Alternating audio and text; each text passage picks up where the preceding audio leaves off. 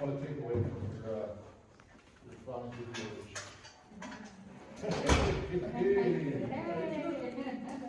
All right. Look who's here. What's going on? So good evening, everybody.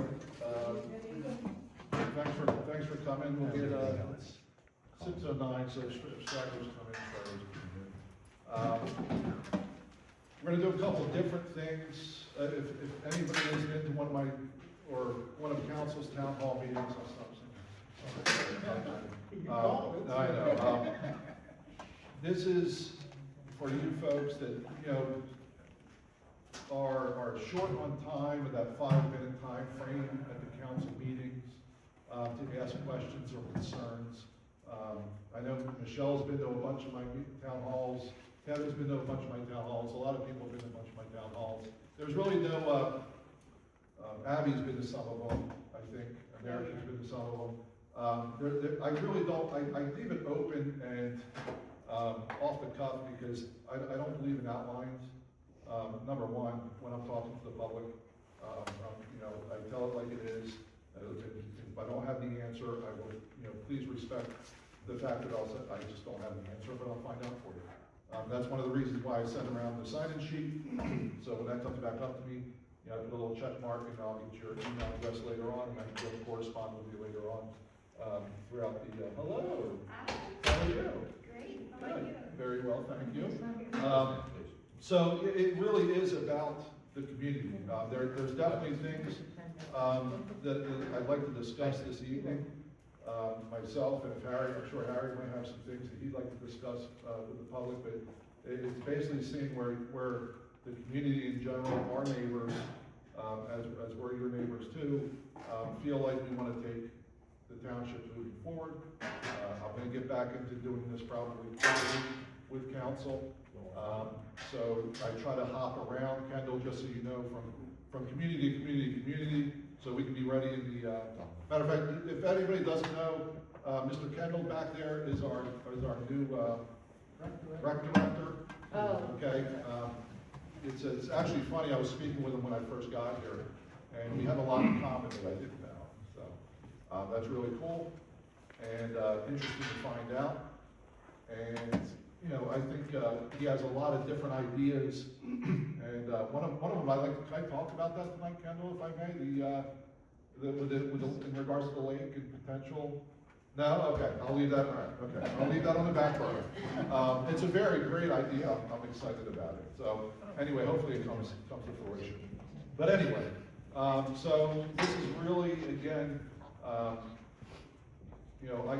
We'll start off, and I'll say a couple things here and there. The one thing we don't have, and again, I talked to the rec director about that, and I'll probably talk to the mayor. Moving forward, but we don't have a flag, so I can't do a pledge of allegiance. So we'll definitely probably try to make that change this year and get some flags in the different community buildings. We might know by heart. We do know it by heart. I mean, we can stand and do the pledge of allegiance. Okay, let's stand and do the pledge of allegiance.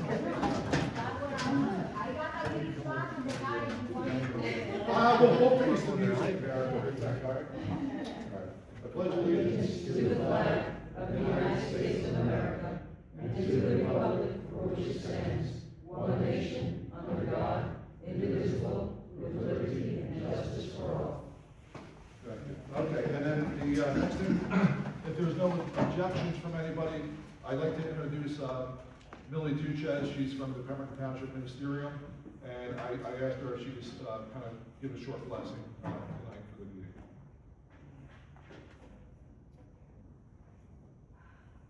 So as we come together, we're all people of faith. We all have faith in either a higher being or even, something that is bigger than us. So as we come together tonight, we come together in unity. We come together because we know that Pemberton Township is our home. It's a place that we love. It's a place that we protect. It's a place that we want to continue to see thrive. And so as we come together tonight, we do things in order, we do things in harmony, and we raise our voices. We let our voices be heard. There's no reason why we can't ask questions. No question is a dumb question. Every question allows for opportunity for others to say things that they wish they could have said, and to get answers that everyone needs. And Father, I just ask for a special blessing tonight over Councilman Ward and Councilman Harper as they help us to understand the things that are happening. And they help us to see the future of Pemberton, a bright future.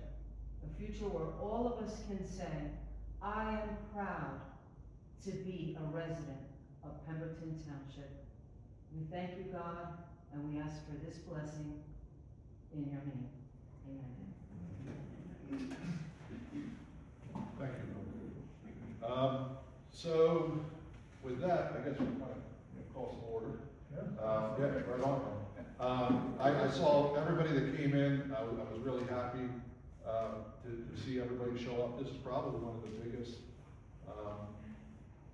groups I've had at a town hall meeting in the past 3-4 years, so it's really cool. At least one in non-election. Yeah, at least during non-election.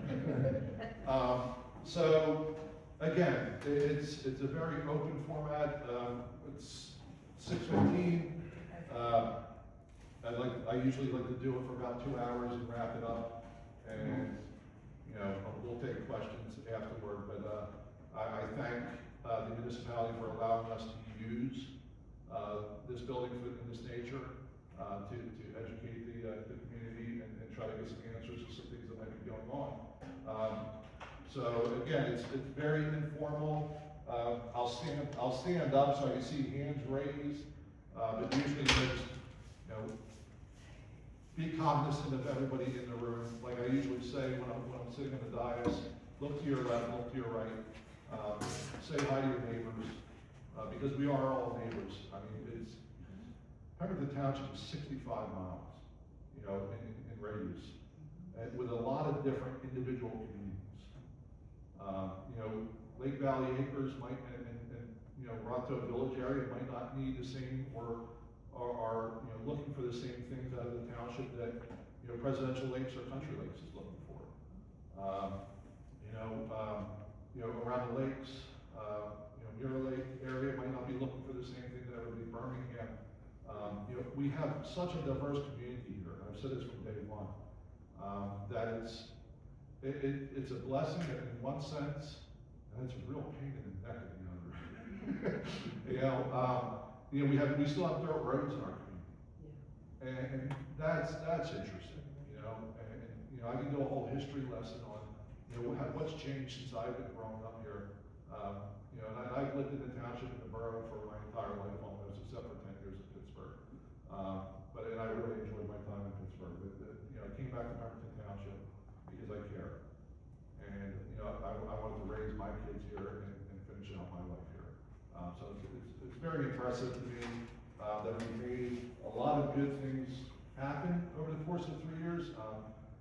Mr. Harper is finishing out 12 months here, going to go on a year. I'm sure he has a lot of interesting stories to tell over the year. But one thing I do want to point out, and I pointed this out at the last council meeting in case anybody wasn't there. I think all the council members hit a lot of different points. I was very, very excited. The first thing that me and Danny got going with the help of the mixed council at the beginning was the Agriculture and Advisory Committee. I'd like to see more input from the AAC moving forward. It's a very important board, especially with the amount of farmland that we have over on this west side of town. We know the developers like to look at open farmland and go, hey, I want to build there, right? And sometimes it's okay, sometimes it's not okay. But utilizing what we need to utilize for smart growth is something that's super, super important, and something that the AAC is responsible for.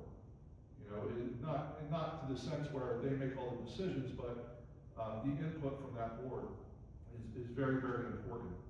And one of the things when I got some pushback when me and Danny first introduced that was, oh, well, it's going to be a tool. you know, the tools turn into weapons, and we haven't seen that. And that's very, very narrow-minded thinking, when it comes to that kind of a stance. The Agriculture Advisory Committee are professionals, and I use this term a lot, subject matter experts, SMEs, on the different crops, what happens to farmland, if it goes barren, what happens to farmland. It's very, very important to us, and it still is for our economy in the township. Blueberries, cranberries, you know, usually go top first and foremost when you start talking about agriculture in Pemberton Township. You know, but I can remember when, you know, Charlie Jones out on Fort Dix Pemberton Road used to grow mustard seed, and peppers, you know, and you know, tomatoes were a big crop back in the day. So, you know, we have a lot of crops over on this side of town too. But, you know, one of them being, you know, the farmer being Pat Iverson, who's the president of our AAC. And he's one of the biggest soybean, names in soybean in the United States. I don't know if anybody knows that, but he is an awesome ally. A lot of information and knowledge with Pat, and I respect his input. The other things that we got done as a council was the Business and Economic Development Committee, and I think that was huge. I was actually at a meeting yesterday, and the Business and Economic Development Committee members were, you know, a member was there, and it was so joyful and interesting to watch, you know, that committee be a part of that meeting and give their input. It was very professional. It was very insightful, and you know, the committee wound up giving a developer a history book on Pemberton Township, and I thought that was really interesting. You never would see that from a planning board or a zoning board, but you do see it from committees like the Business and Economic Development Committee. But hey, here's our town. You know, here's some background, and read it. You know, and let's see if we come to an agreement with some of the things that we're looking for in our town, and build off our history, because that's what's super important. You know, we got a new street sweeper over the past couple of years. We're still in a dilemma, and it's something that's going to come up tonight in regards to solid waste, which is a big hot button that's going to come up pretty soon, and what that looks like. I know everybody, you know, somebody dropped off the Pine Barrens Tribune, you know what I mean, but in regards to the water bill, that was kind of put on hold, I'll say, for lack of better words, right now, and we're making some movements on that, and I'll talk about that this evening, and where I think positively we're gonna end up with that.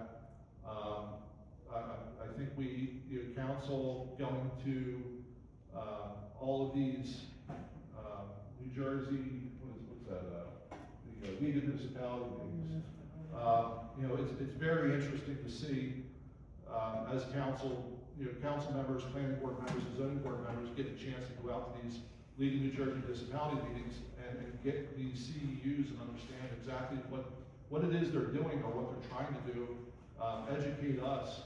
And I'll tell you, I got a rap sheet as long as this table right now, you know, and hopefully everybody follows suits with different certifications. The certifications mean nothing. You know, I didn't have to go and get certified by the state of New Jersey for shade tree management, but I did, because I wanted to know. I wanted to know what it was about. And we talked about, you know, cutting down trees in the township and pinelands, and what that means, and what the ordinances and resolutions say about that, and what our laws say about that. You have to have an education in that, or else you just don't understand. You know, so it's very, very important. You know, one of the big things when we were fighting for this side of town with the other, you know, 1, 2, 3, 4, 5 warehouses, right? Was soil conservancy and what that means, and the different looms. I didn't know that was a word, looms of soil. You know, that are in the township, and how some of the most prime soil in the state is actually in the west side of Pemberton Township. It's very, very important, and then you lose that, and you don't have it anymore. So there's different things there, and then talking with Ms. Black from the environmental committee, you know, and learning what they have and what they're doing, and doing these courses, it's pretty interesting, it's eye-opening. And then I know the last meetings, council meetings, somebody had said, hey, you know, you bring this information back to us. And that's always, sometimes it's difficult, sometimes it's not, right? How do you present that? You don't want to educate. It's one thing, I'll tell you, I work in restaurants, if nobody knows. I've been doing this for 26 years in restaurants. The one thing they always tell you is restaurant 101, do not go to a table and educate against. Because it never works out for you, right? You know, you go up to a table, you guys know what I'm talking about, and you can relate, right? I go up to a table and they go, excuse me, are you the manager? Yeah, my name's Josh, how can I help you? There's a hair on my enchiladas. Oh, geez, I'm really sorry. And they just want to feel empathy and concern, like you care about them. They don't care, like when I go and turn around, I go, well, guess what? All of my kitchen guys, they wear hairnets, it's New Jersey, Health Department codes and regulations, they all follow it. Nobody cares about that, right? It's how you present that and show empathy and concern, to your neighbors and go, hey, I'm really sorry, let me get that away from you. I certainly don't want you to leave the restaurant with bad taste in your mouth or displeasure for the establishment. What can I do for you? Oh, well, I'll get another enchilada. Fine, perfect. Let me get that plate out of the way for you. I'll bring the enchiladas out. Hey, by the way, I'm gonna wow you. I'm just gonna take care of you. Your enchiladas, I'm gonna buy it for you. You know what I mean? Because that's the right thing to do. And same thing goes with it's so amazing how it transpires to council and administration and being up on the dais on a bi-weekly basis, to where you don't want to appease people coming up and asking questions, but you want to show empathy and concern. And I do. I look around the room here, and as I'm sure Harry does, and we know you all. I might not know you by name, but you probably come up to the council, to the microphone podium at least once, and said, hey, I'm so and so. This is my problem, or what can you do for me? The one big thing I will always say is I'm a very big fan of two people, Calvin Coolidge and Ronald Reagan. And I'll tell you, Ronald Reagan, they're the two big ones. I can go off on a different tangent with some other people, but I probably will. But Ronald Reagan had the best statement and 9 words he ever said. I think it's 9. I think he always said it was 9 words. If you hear somebody say, I'm from the government and I'm here to help, run the other way. Okay? I can't tell you how many times when I was campaigning, I got asked this one question. Well, what's your platform? That's the wrong question. Okay? It doesn't matter what I want. Of course, I have my own ideas and opinions. Right? What do you want? How can I help get your voice on the paper to dictate into law or resolution or ordinance, okay? So we can all get the same outcome and get what we want out of our township. And that's the way it should work, right? And again, we go back to that, there's 7 or 8 different communities in the township. Whispering Pines is one of them. It's Whispering Pines, but it's still, New Lisbon is another one. And they all have their own little nuances. And then we got to go and blend that, me and Harry and Danny and Matt and everybody else, we have to blend that and go, okay, well, what does this look like? And hopefully we're making the right decision when we're up on the dais. I pray every night. When I get off that dais, either, people, you guys have seen me, either I get really mad and I walk away, and I didn't have a good night, or, it's passion and, okay, we did something good, or, hey, we didn't get this done, and some council members are frustrated, and I can understand why, because I'm on that side too. I'm telling you, Donovan can probably relate too. You ever up on council, Donovan? You're like, I got really mad tonight because it didn't go my way.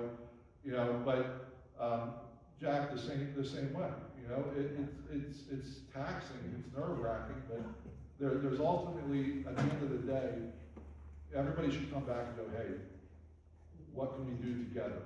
And I think in one of the things we'll talk about tonight on the water bill, I think that really happened.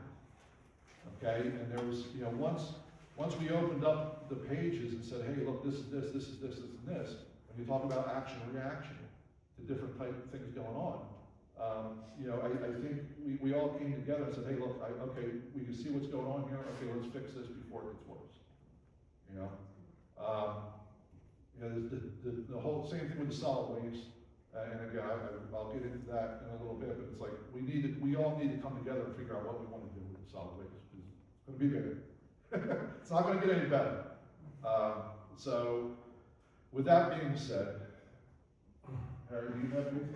No, I just Okay. came to let the people talk. Okay. Kendall, would you like to, at least introduce yourself to everybody if they haven't met you? There is a couple people in here that haven't met you, and I'll just speak on the side of here. My name is Kendall Brunson. I am the Director of Recreation and Senior Services. Companies a lot, like Councilman, I'm sorry, Ward said, 64 square miles around. I come from a town of 7.2. So it's definitely a big, definitely a big, different demographic and undertaking. But I did have a meet and greet a few weeks ago. The goal for the Recreation and Senior Services is bridging the gap through multi-generational engagement, inclusion of, multi-generational engagement, community involvement, and connecting our community. So definitely looking forward to bridging the gap to the community and working with everybody. thank you. Thank you, sir. So like I said, I got a chance, and, you know, it's funny, before tonight, I apologize to Kendall, because I never really met him. But I think the short time that we had before this meeting, I think he's got some really, really good ideas. And I hope, again, they come to fruition, because it's really cool. Okay, so enough talking by me.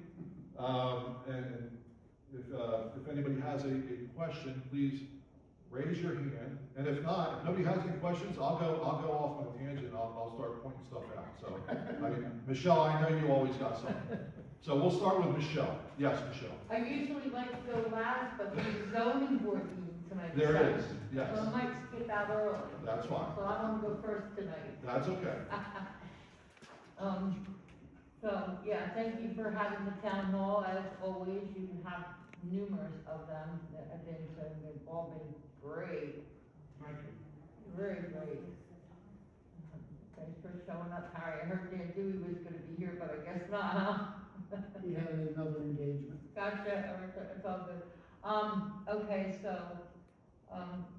did you say the Economic Development Committee, they were supposed to meet tonight at 5, but that got canceled? Did you That's say from what I that- heard, yes, yes. Did you say they were there at a meeting yesterday with you guys? We had a brief meeting with the developer at the municipal building, yes. Who's with, you and the Economic Development Committee? Harry was there. Josh and I were there, the head of community development was there, Marie Reynolds was there from economic development. So Matt would be the head, right? No. Who's the head? Well, Rick Brown's actually the head. yeah. Oh, Rick was there. No, he wasn't there.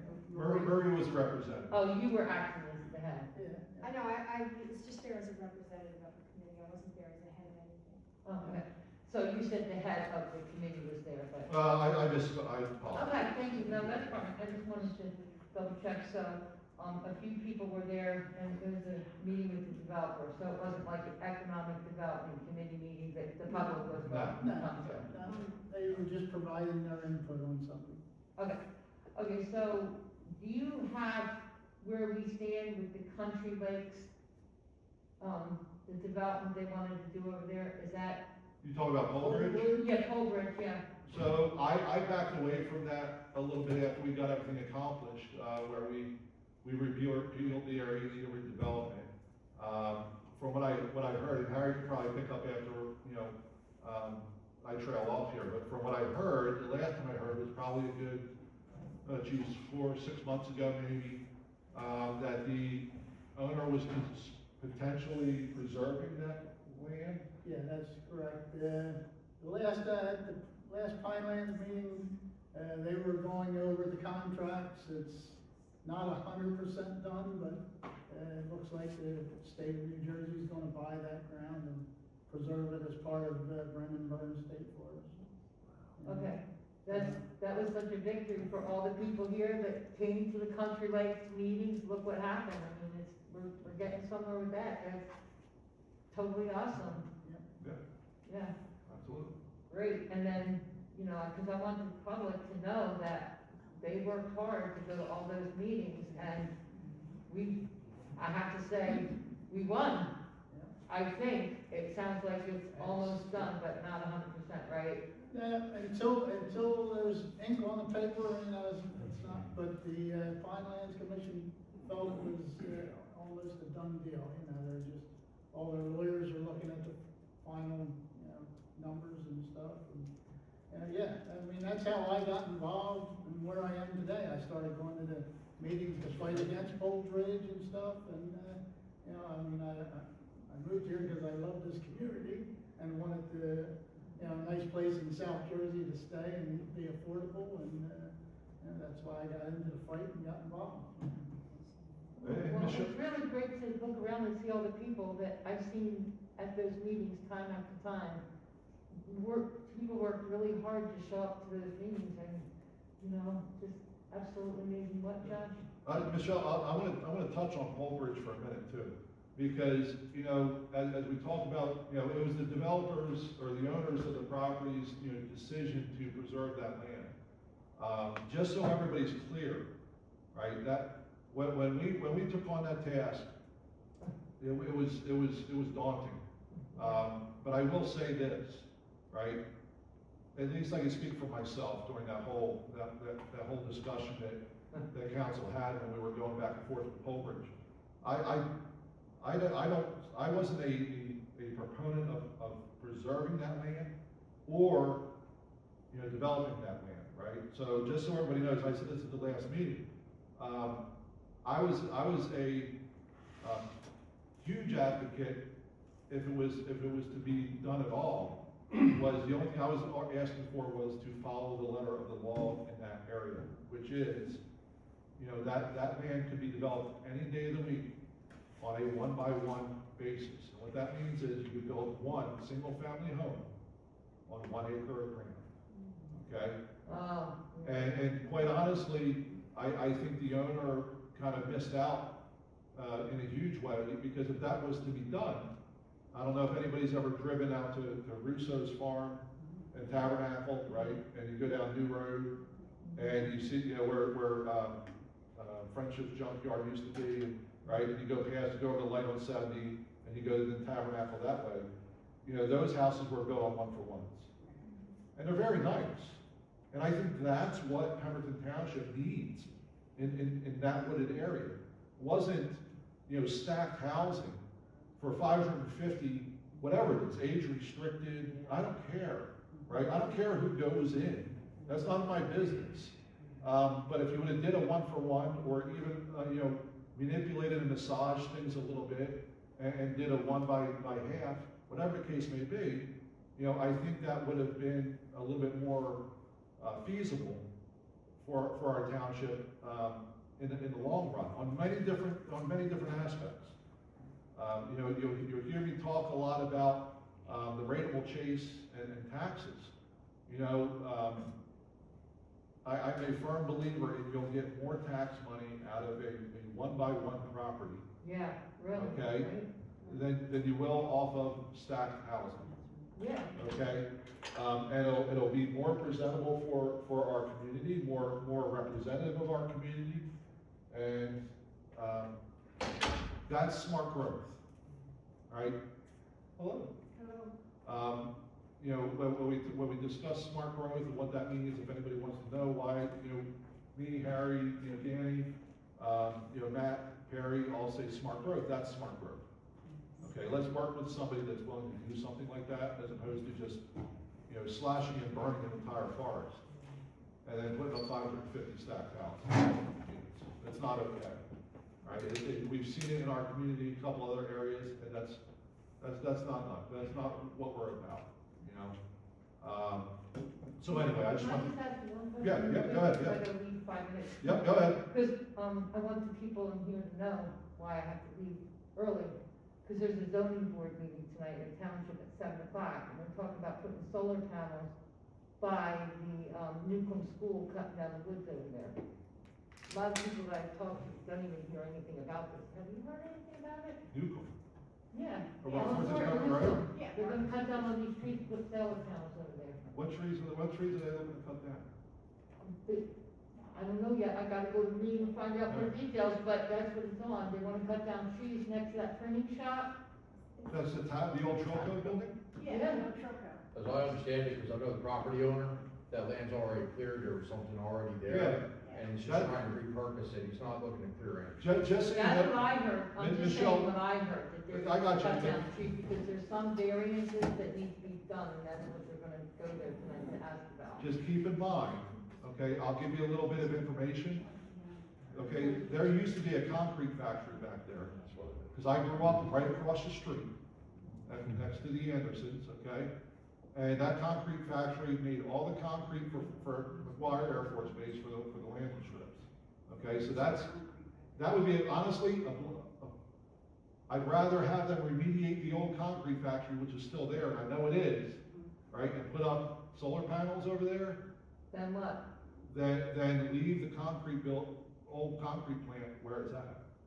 Well, I don't know more about it. Yeah, yeah, because I got I'm you. not really here to debate it. Yeah, yeah, no, I got you. want people to know. Yeah. I go there a lot to do my physical therapy at the schools, like I said at the Yeah. meeting the other night, and I saw trees behind that printing company, but I have to double check it after I find more information out. The last question is, the country, two farms in Birmingham, they're the Kramer farms, are they firmly going to be preserved? Or you're not sure about that either? It's not 100%, but it's almost there, but. I don't know, I haven't heard anything from that, but the last time I heard, Mrs. Kramer had started the process with the state of New Jersey, and that's the last I've heard of it. I usually like to give people their privacy when they take care of private matters, so I try to stay out of that, but I believe so. Well, we were fighting warehouses there too, so if it goes through, there's 2 more warehouses that won't be getting built because of people like us who show up at those meetings and probably other reasons as well, but thank you for your time. Michelle, any of those things take time to do the paperwork and stuff. Last county meeting I was at, I talked to the representative from the Preservation Society over there, and they said the paperwork was going forward, so it'll probably be springtime before you hear a firm, that it's done, but it's moving forward. Okay, great, thank you. No problem. That's all. All right, thanks, Michelle. Good start. Who else has a question? Yes, sir.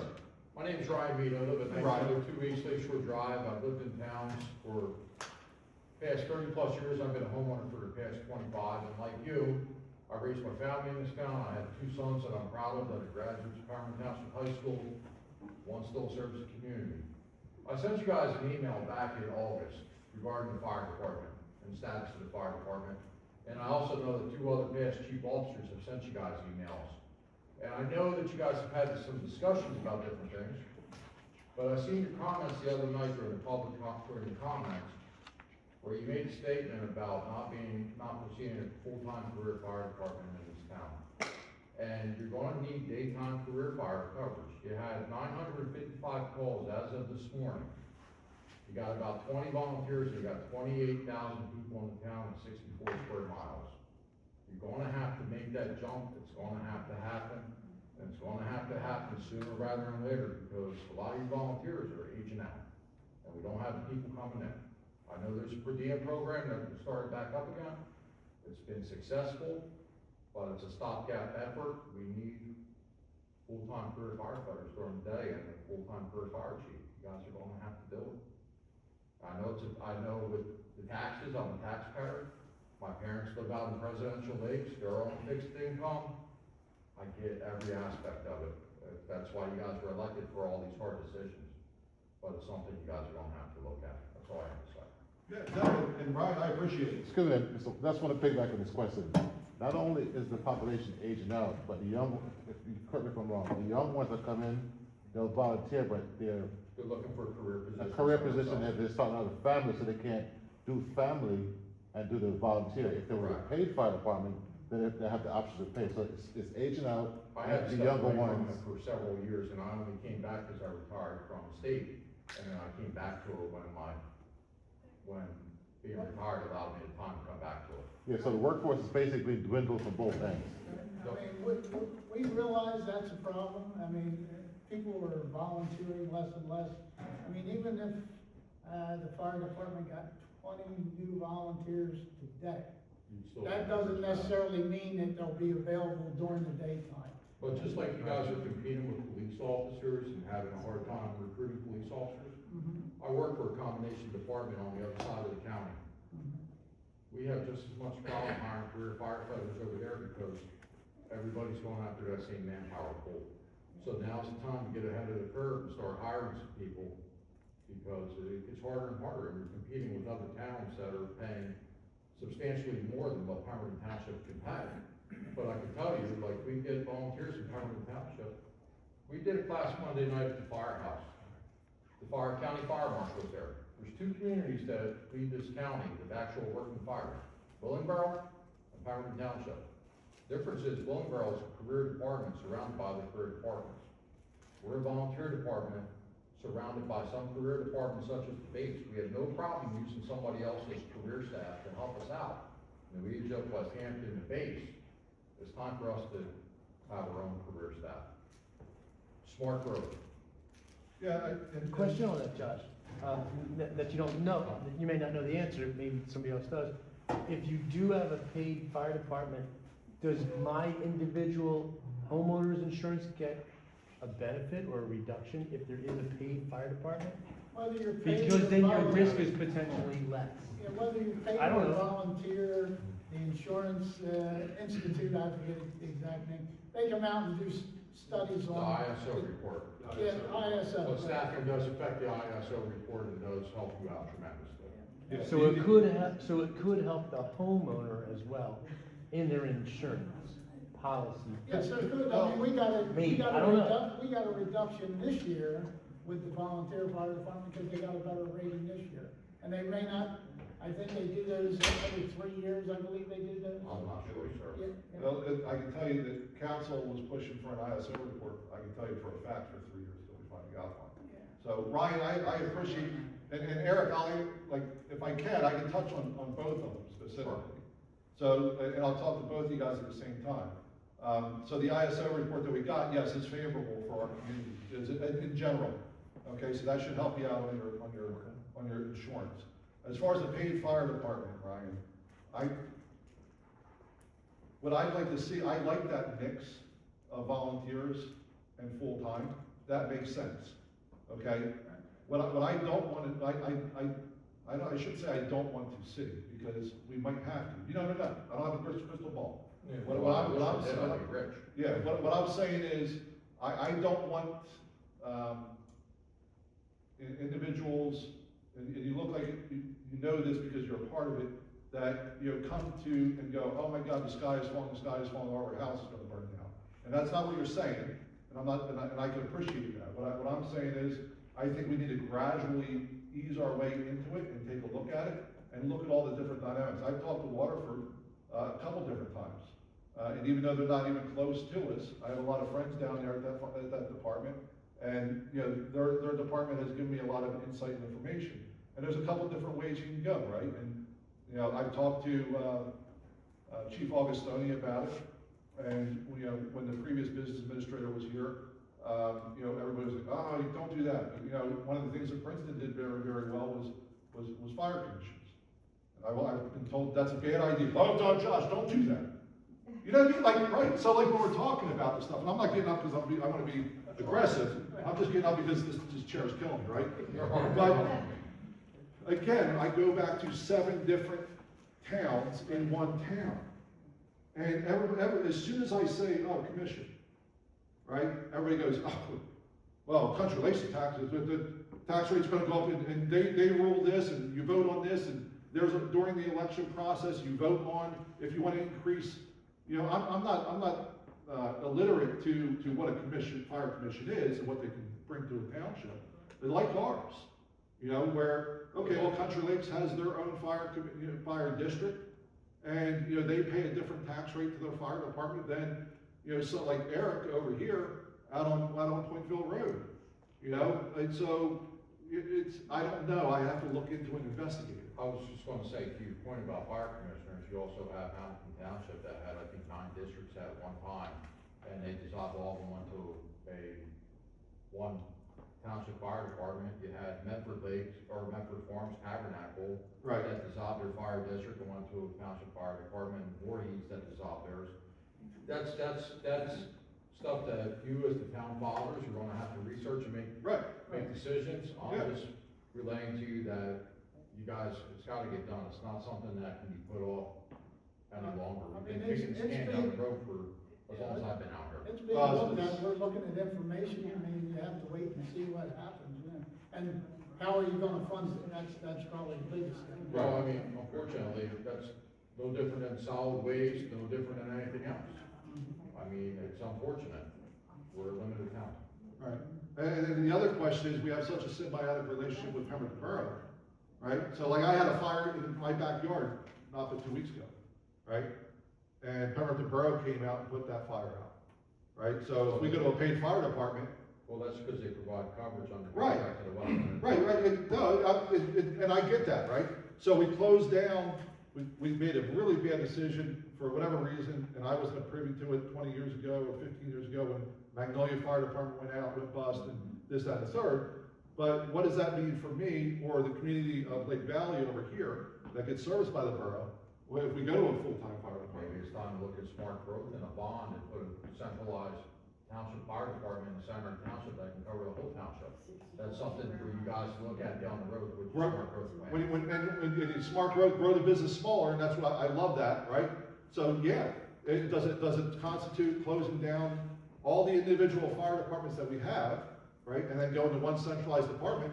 Well, I mean, not for nothing, Councilman Ward, they're all one fire department already. They Sure. operate separate firehouses, but they're all the Pemberton Township Fire Department except for Pemberton Borough. Well, I agree with, right, I understand what you're saying, but, I mean, you know, you go to a paid fire department, and, you know, we have to figure out, like Harry said, you know, in regards to how do we pay for that, what does it look like, and do we just go with maybe one on the west end and one on the east side? All I know is I identified in my letter to you guys, the biggest amount of tax dollars, the biggest expenditure is the police department, Yeah. followed by public works. Yeah. The fire department cost is minuscule compared to everybody else. We just hired 5, 6 police officers, I understand we promoted a lieutenant also. Like, if we can find money to hire police officers and create another lieutenant's position within the police department, I think you guys can find money somewhere to at least start hiring some career firefighters. I believe most of those police officers were filling in spots, of people that left and retired, you know, for I whatever worked for reason. state government for a long time, I know that there's routinely FTEs that are vacant. And I've seen it numerous times where FTEs were pulled from one department and reassigned to another department, and it's a full-time employee position. You guys can make it work if it's important to you. That's what it boils down to. If it's important to you, you'll make it work. If it's not, you'll kick the can down the road. I hate saying it that way, but that's what the reality is. But I appreciate you guys giving me the chance to voice what I have. Sure, absolutely, Thank you. everybody's welcome, Ryan, so, all right. Who else has a question? Anybody else? Yes, Mr. Costa. Do you think in 2026 for our budget, when we get it, can we have a leaf machine for the town? A leaf machine, like, you mean like a leaf vac, right? Yeah, the ones that Right. come along and suck the leaves up. You know what's funny is, before Harry, Matt, and Perry got on, and there's somebody that's, we looked at trailers, and we looked at trucks, and there's definitely something out there that can be afforded and done. We already have monies set aside for, you know, let's say, I know there's $370,000 set aside for a trash truck that we haven't bought yet. You know, and that can be reallocated, and, you know, when I went down to Atlantic City to the League of Municipalities meetings, they had a bunch of trailers you could buy probably, 2 or 3 trailers for the $370,000 that we have in one account. Two now is about, Yeah. Inflation. From the last meeting. Yeah, so listen, Alex, it's still something, that is on my mind, for sure.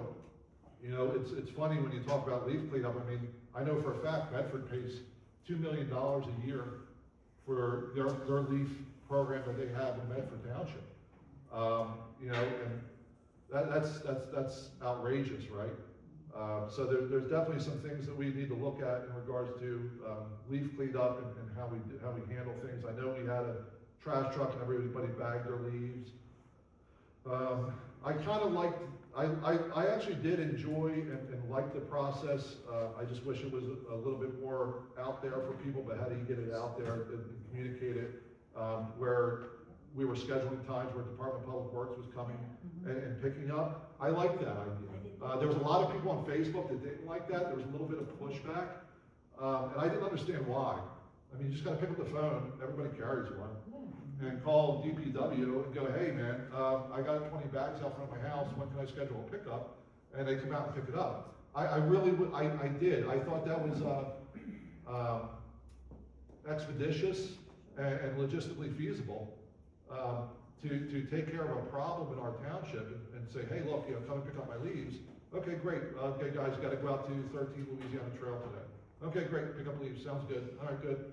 What I don't like and what I didn't like is, with the trash truck picking up leaves, where you got to cut the bags open, and then you got to throw plastic bags away. And That's what they do at the yard when they take all the leaves. I know. I find it really. I wish there was a better way, Ryan. And when I worked for Public Works, I did leaf collection for Public Works. Yeah. Almost 30 years ago, we had vacuum trucks. Yeah. We only use it over here in Oak Pines because they had curbs. in Right. this area. Right. And part of the problem, the vacuum trucks were constantly down because people would put rocks Yep. and animal carcasses and everything else in the leaves. Yep. And it would damage the impellers, and then the truck would go down, and we'd have to end up going back up there and bagging them anyway. I talked to 2 vendors in Atlantic City last year about the vac trucks. And the one guy showed, you could actually, the impellers and the vacuum systems they have now, they said they took them down on somewhere on the New Jersey Turnpike down by Glassboro and gave a demonstration. You could take a tarp and throw the thing up in there now, and it'll suck it through and eat it up. That's, Shreds it up, the technology's gotten better, so that's cool. But yeah, the rocks and crap like that, I hear that all the time.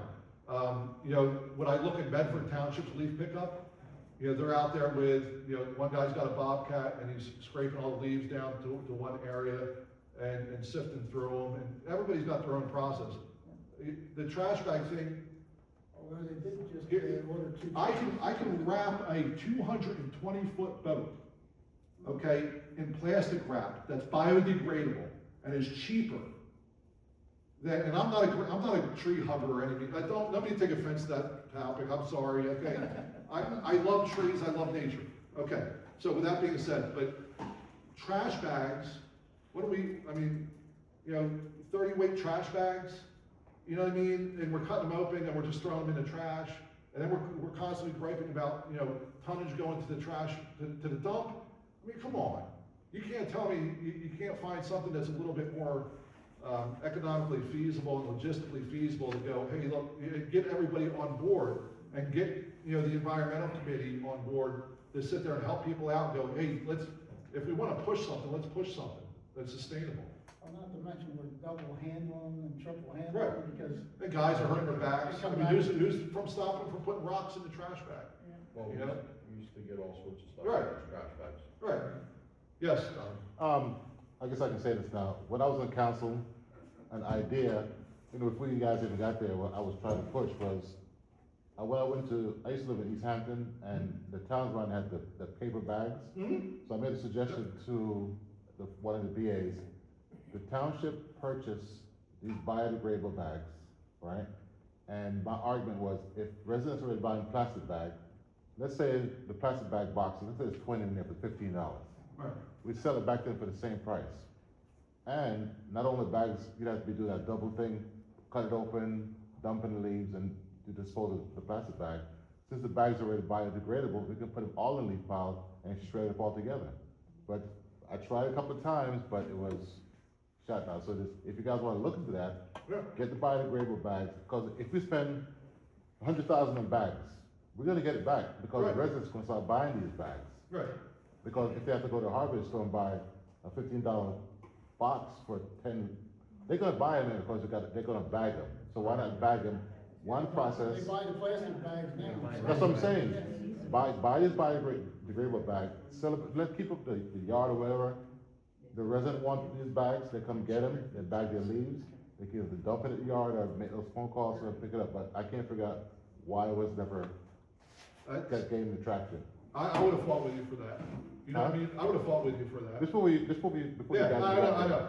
You know, and there's, you know, we go on and talk about leaves all day long. You know, the funny thing is, you guys, everybody brings up good points, and I'll keep talking about it, but like, yeah, to your point, Alex, we can afford the trailers. I'm not gonna get into, you know, why they weren't purchased, because I don't do that here, okay? As far as bashing people or departments, I don't do it, okay? But again, look, where there's a will, there's a way, right? And I've said that, I say that all the time.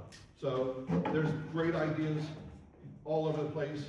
The only thing there's a lot of communities that don't even pick up leaves in the pines, okay? And this is what when I was talking to the people down in Atlantic City, when we went to some of these conventions, there's a lot of people passing ordinances right now that say you need to leave your leaves on the ground, okay? You know, there's a lot of science that says, look, if we're not supposed to be here, right? We're not supposed to live in the woods, okay? But if a leaf falls out of a tree, and it's been falling off that same tree for 1 million years, okay? Why are we trying to rake it up off the ground when it provides a lot of different things needed for the soils, okay? And again, getting to the environmental committee and the sustainable NJ program, the green team and everything else, why are we not, to Donovan's point, I'll take it one further, right? I really wanted to push for, I never got to this point on council yet, but I really wanted to push for, there's a lot of grant money out there for compost piles.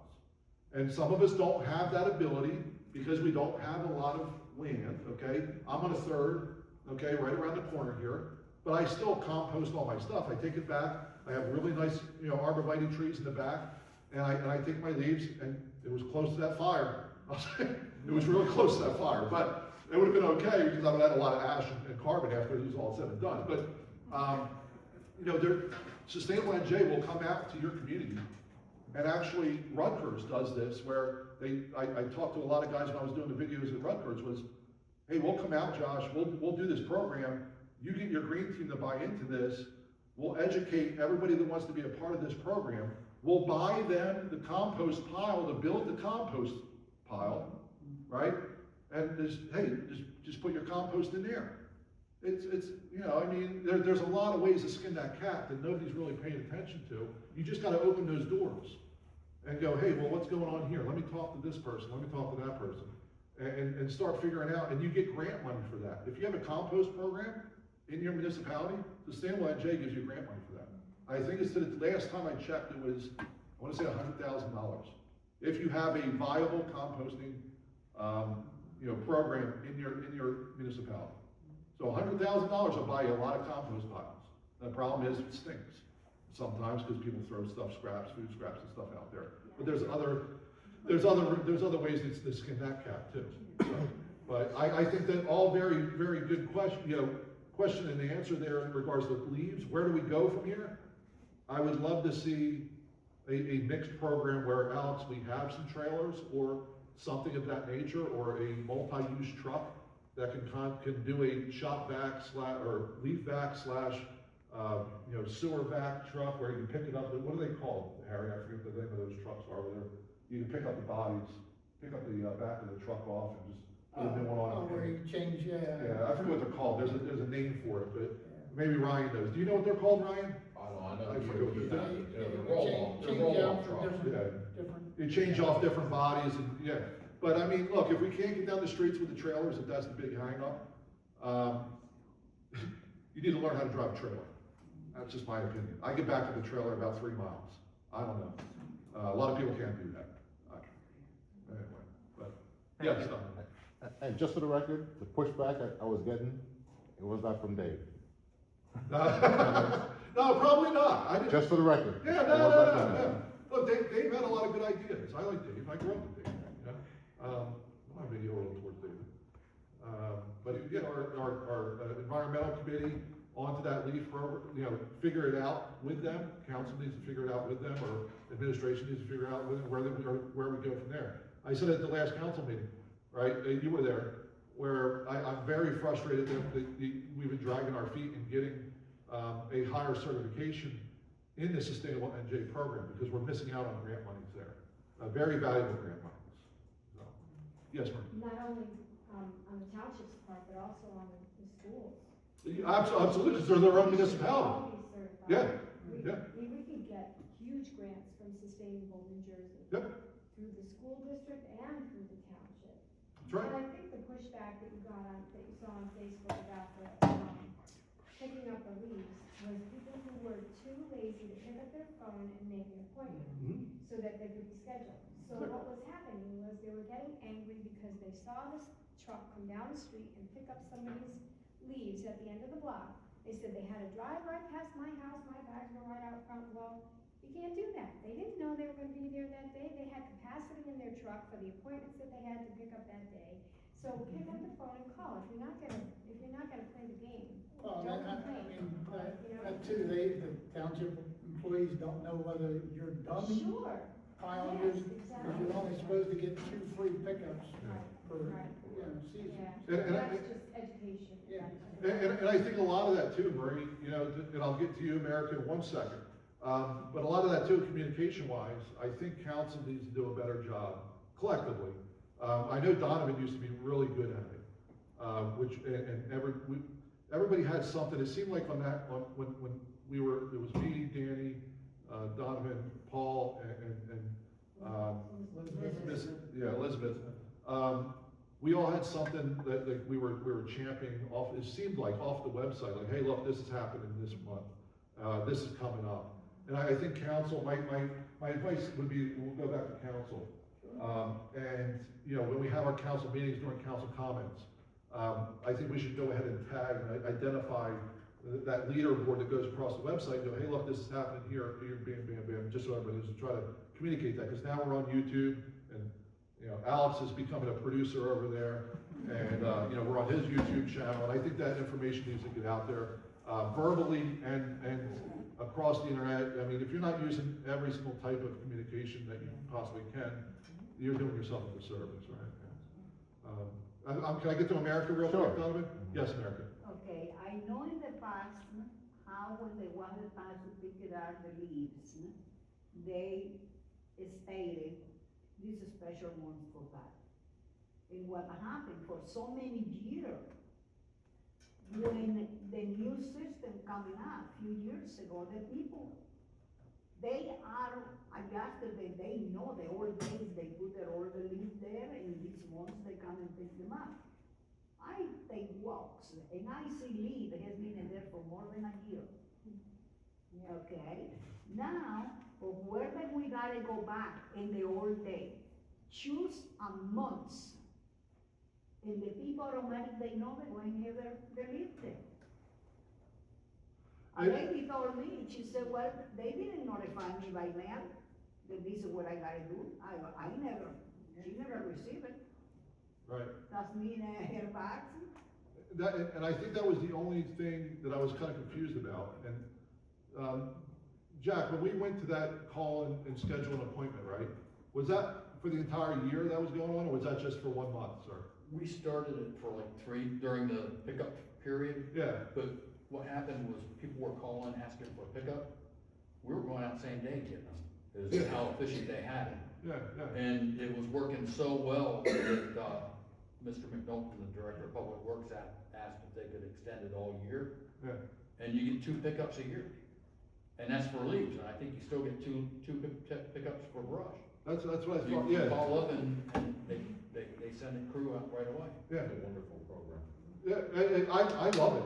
I love to be, If I can add, the Public Works guys love it. right, And I mean, if you got happy workers, right. you got a successful program. And we're still doing it, right, that way? As far as I know. Yeah, so, we'll start bringing that back up at the next council meeting and go, hey, look, it's annual, but there's pieces there that probably that could get better and, more expeditious in nature, so I think. I heard someone is speaking referring to the leaf pickup, the leaf blower, the truck. We used to have one here, and they sold it. And when I questioned the previous administration in reference to why this leaf pickup cannot come, the truck cannot come to PL. Okay, I say, we are older people there, we rake it, we can bring it to the street there, the only thing they got it coming by with the truck, they stated to me, we had too much sand. But we travel on Magnolia Road, I see the leaf pickup truck there. I help as a taxpayer, I help pay for that stupid leaf pickup truck. Well, later on, they told me they sold it. We don't have it, we used to have one. We did But some. we never went to PL and pick it up. The vacuum truck, the Yes, vacuum trailer, yes. that thing is so rusted out, you wouldn't believe it. Yes, Tom. That was my Yeah, answer. it was, yeah. And the impeller wheel was The bad, impeller was all rusted. destroyed by the sand, yeah. Cause they don't clean it. You gotta clean it, you wanna So have if it's it. great, it Well, and that's what I'm saying, I'll go back to, old technology versus the new technology. Like I said, they're sucking stuff through them on purpose right now. I can show you the videos. And there's no reason why it wouldn't hold up anymore. Well, you can have a piece of equipment and have two different people operating it.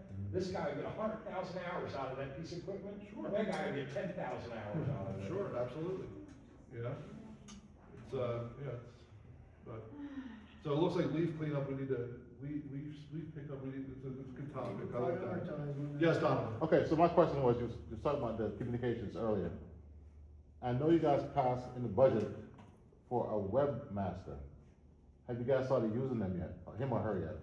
Because, this was my argument, when people go to the website, they see the different departments, different things, they don't realize the big engine that's running behind it. The website, and Sunshine does a wonderful job, but Sunshine has other things to do, so we need somebody dedicated to run that website, because right now, it is, as a IT person, the website it's too much, Yeah. but it's not enough, Yeah, yes, I agree. okay? Yeah, but she's not a webmaster, she was given a position and she's done a fantastic job. Another thing I was trying to push across was, like Willenboro, they have the app on their phone to do all their township search. And the web app is light, it's not as cumbersome as the website. Right, Not everyone has a computer, but what does everyone have in their pocket? right, A phone. right. So the app I was trying to get, I was just getting hits from no. The app is much better. So web person, and then I have the McGuire app notification. If the gate is closed, if this is happening, I get a notification. If the web app is the phone app is developed, instead of trying to push it through Nixle, which everybody's gonna sign up on, or put in the website, oh, that happened, I didn't know. You push it to their phone if they have it. Yeah. And then this is what's happened, leaf pickup, the yard, whatever. So two things, as far as communication and media, is that webmaster, somebody dedicated to run that website, because again, it's a big engine in the background running, Yeah. right? But the web itself and the desktop, it is humongous. Right. The phone app is much lighter. All right, we'll take a look and see what's going on there. But yeah, if you look at my personal website, it's horrible, it's too much. I know, when I get onto the township website, I just know where to go and look at things, so it's like boom, boom, boom, boom, boom. But yeah, it's funny you bring up the website, one of the things that I thought we should all do as a community, I talked about it before, was, we used to have a very robust neighborhood watch program, in the township, and I still know where one sign is. I know where one sign is left, on West Lake Shore. One on First Avenue too. or Scrape? There's one on Straight, yes. First Avenue. over Yeah. there. But there's free,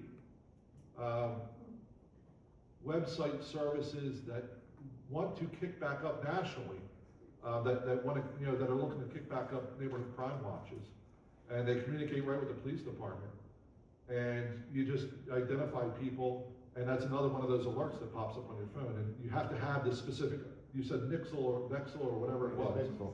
But there was a specific program that you had to have in your municipality in order to have the app on your phone that would pop that, hey, there's something going on over here, blah, blah, blah, keep an eye out, this, that, and the third. Or somebody hit a turkey on East Lake Shore Drive, and, blah, blah, blah, traffic backed up. But yeah, I don't know, have we done anything with the webmaster thing? We didn't find anybody? As far as I know, it's just a part-time, she gets a stipend for Okay. something. Is that what it So is? what Donovan's saying is we need to get somebody more You get somebody involved. for it. Not really more involved, even this person with stipend, let them come work for a month, 2 months, just to fix it and get it running again, like what it's supposed to be. The banner, there's no active banner except for the one when you first log in to the right. Yeah. A banner here, the departments, I used to do the website for the school, Yeah. but it was an engine that was built from the high school, so we just like piggybacking off of that. Yeah. But since this is a dedicated site, the website is one of the best communication tools you can have, Right. because everything is there, Just needs to be reorganized. reorganized. Well, look, I don't know if you remember or not, but I mean, my first year when we had that, special meeting in August of that year in regards to building business in the township, and I know, Sunshine got really upset at something I said, which was, it was disheartening, it was almost like embarrassing, to see the historical blog on the township's website and what it was doing to the township. They finally removed it, I think. And I felt bad. I had to apologize to Sunshine, but Still there? is it still there? Yeah, it's still there. All of the appointments have, outlived the posting that's there, Yeah, about yeah. 3 years at least. Yeah, so, I mean, all right, so we're gonna talk about, we'll take that back to, administration and council, and we'll talk about, communication on the web, Me again, sorry. Man, I'm gonna limit you to like 3 or 4, and it's gonna be it. What's up? I give it about 5 minutes. 5 minutes. Yeah. You mentioned, Neighborhood Watch. Yeah, I just caution everyone with Neighborhood Watch, it's a great idea, but after a while, those members are gonna start to become like vigilantes. You got to be careful of that part. yeah, that's, Okay. yeah. Because somebody in that committee is gonna think they're above the law and wanna do something, I know. I'm assisting the police, yet when they have no training whatsoever. So it's a great idea, but be careful, because that, it's human. You get a little power, more power, more money, more respect, more power, like that, whatever song that is. Just be careful of that idea, please. When I first got in office, I talked to Chief Waters, and he said liability, they won't touch it. Again, I use this a lot, but there's more than one way to skin a cat. Yes, Kevin? Yeah. I hate to bring this up, but the, master plan, Master plan, yes. the last planning board meeting that they had on that, it didn't even sound like they were close to making to putting that all together. And from what I was told, looked on the advertisement, they should be advertising for public hearing on the 22nd. I thought they were supposed to have another one, but they canceled it. Yeah, last thing I heard was it's being they couldn't put it in time, because it has to be so many days. But the last thing I heard, it was being advertised for the 22nd for public comment on the planning board. I mean, that is so crucial to this township and all the operation. Absolutely. And I do have one more question. Being that we're close to, or we border the military installations, do we keep any money from them? No. Why? Well- There should be grants that they should be giving us. Let me try to clarify that. Let me touch on your master plan thing for a second, because I want everybody to be clear, and then I'll touch on that right after that. So, they're doing a revision to the master plan that we already have, right? Right, so it's a revision, and the only reason why I want to touch on this is because, you know, we were talking about, you know, scrapping the entire master plan and doing a whole new one at one time, and doing a revision is legal. You're allowed to just revise the master plan and correct your zoning maps, and make it tighten everything up that way, and then it corrects that and fixes it moving forward, just so everybody knows. And if you need more clarification, I can go back on that. The base, in hindsight, does ultimately do what you're talking about in some different ways. So when we talk about preserving farmland, okay, and this is why the AAC is super important, okay, because we have just so everybody knows how this works, municipality has an AAC, then you have the CADC, which is the County Agricultural Development Committee, and then you have the SADC, which is the state, right? So the AAC, what's supposed to happen in the municipalities are your farmers and everybody else is looking to preserve land is to, you know, come to your local AAC meeting and go, hey, you know, I want to preserve my land. Okay, great. Let's forward that up to the CADC. Then the local forwards it up to the county, and then the county has their own respective maps of what land in different municipalities that they'd like to see preserved, right? So like the Kramer farms were super, super, super valuable to the County Agricultural Development Committee. Okay, very valuable.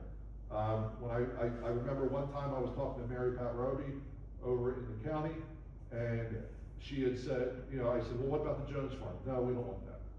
Because the loom of the soil is completely different, okay? So they might not look at the Jones farm as closely as they look at the Kramer farm, okay? Because they know what kind of soils they're getting. Now, where does this all play in? Give me 1 second, I'll get there. Okay, so since we're so close to the bases, okay, and it's conducive to the Air Force, mostly to the Air Force, but the federal government, that they actually have federal money that they can sweeten that pot with. And what I mean by that is, so like, when it comes down to the county, approaching the state, and the state going, okay, well, we're gonna give you $1 million, I'm just throwing a number out there, but $1 million for this 10 acres, right? Okay, so then the $1 million funnels down to the county, then the county goes to Kevin Guthrie, who owns this 10 acre plot of land, he wants to preserve it, and they go, okay, we're gonna offer you $1 million. And you go, this developer's offering me 10 million, Josh, I'm gonna have to go with the $10 million, I'm sorry. This is what happens, okay? Now, we're lucky, because we're really close to the base. So now what happens is the county goes back to the state, and the state goes to the federal government and says, hey, look, we give you guys money, we allocate you guys, you know, to give us more money. Basically saying, hey, we want to preserve this, it would be beneficial for the base in case there's a plane crash or whatever the case may be, right, okay?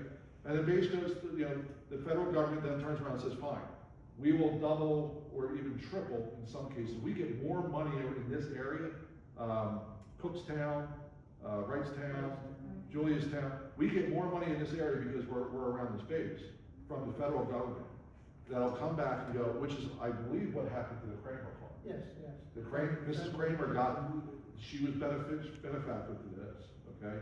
Because the first offer was low, and then the federal government kicked in more money and said, hey, look, now instead of $1 million, and I'm saying, we're gonna give you $30 million. Okay, now you have something to shake a stick at to these developers and go, well, screw you. I'm just gonna go and preserve this land, and then I'm going to lease it out to a local farmer that can then in turn farm that land for, and then I get a payday every year from it, right? Because you're harvesting soybean on my property, and we lease it to you. Eric knows how that goes. It's, you know, you get money, you know, every year for that as well, and you get that big lump sum on top of that. So yes, the base does kick in money when it can. You know, I mean, it just depends on, yes, Jeff. If I can add on there. Yes. I believe the schools get money from the federal government because of the kids that are in our schools as well. Yeah. So we do get money there, and Ryan, correct me if I'm wrong, we get it compensation with like mutual aid, if we have a fire and we need, They're in the town. they're in the town right away. Yeah, So- we have that dependent on. So they do provide assistance with fire. Right. That's always good. Yes, absolutely. Yes, sir.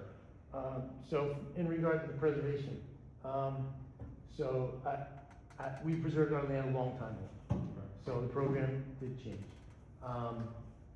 At the time when we preserved our land, there was a town cost share, and I guess there still is. So the town has a 10% cost share, the county gets money from the state and all that stuff. When we wanted to preserve our land, I'm on North Pemberton Road, almost right across from the Greenberg Fund.